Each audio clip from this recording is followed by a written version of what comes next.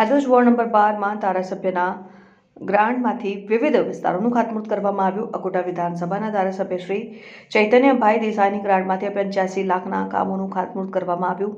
Ward number 12માં આવેલ Mihir park cooperative હાઉસિંગમાં સોસાયટીનો આંતરિક road રસ્તાનો RCC કરવાનું ખાતમુહૂર્ત ધારાસભ્ય ચૈતન્યભાઈ દેસાઈના હસ્તે તથા અકોટા 4 રસ્તા પાસે આશાપુરી કોઓપરેટિવ સોસાયટીમાં નવીન ડ્રેનેજ લાઇનનું નાખવાનું ખાતમુહૂર્ત કરવામાં આવ્યું, જેમાં ઉપસ્થિત councillor Manishbhai Pagar, councillor Smit Patel, councillor Ritaben Singh, councillor Tinkalben Trivedi, ward number 12 પ્રમુખ હાર્દિક પટેલ અને વિસ્તારના કાર્યકર્તાઓ, મહામંત્રીઓ તમામ લોકોની ઉપસ્થિતિમાં ખાતમુહૂર્ત કરવામાં આવ્યું.